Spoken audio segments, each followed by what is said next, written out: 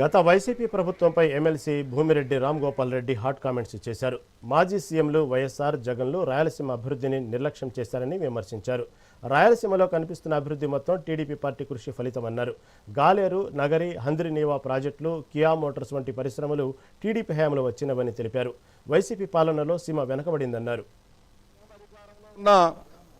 Congress party ఏ రోజు కూడా రాయలసీమ ప్రాంత సర్వతోముఖ అభివృద్ధి కోసం ఒక సాగునీటి ప్రాజెక్టును కూడా కట్టిన పాపాన వలె ఏ రోజైతే కృష్ణా మిగులు జలాల ఆధారంగా ప్రాజెక్టులను నందమూరి తారక రామారావు గారు ప్రారంభించారో మిగులు జలాలు కాదు నికర జలాలు కావాలని చెప్పి ఆ రోజు ఈయన తండ్రి గారు కాంగ్రెస్ పార్టీలో ఉన్న రాజశేఖర రెడ్డి గారు రాయలసీమ ఉద్యమాన్ని వదిలిపెట్టడం జరిగింది. అంటే ఏదో విధంగా రాయలసీమ ప్రాంతం సస్యశ్యామలం కాకూడదు, రాయలసీమలో ఉంటే ప్రజలు మా మాట వినాలా, మేము చేసే మా ఫ్యాక్సినిజానికి మాకు వంత పాడాలంటే ఎవరికి కూడా పంటలు పండకూడదు, పంటలు పండనప్పుడు పేదరికంతో అలమటిస్తేనే మా చెప్పు చేతుల్లో ఉంటారని ఒక ఆలోచనతో రాయలసీమ ప్రాంత అభివృద్ధి కోసం ఆ రోజు తండ్రి అడ్డుపడడం జరిగింది.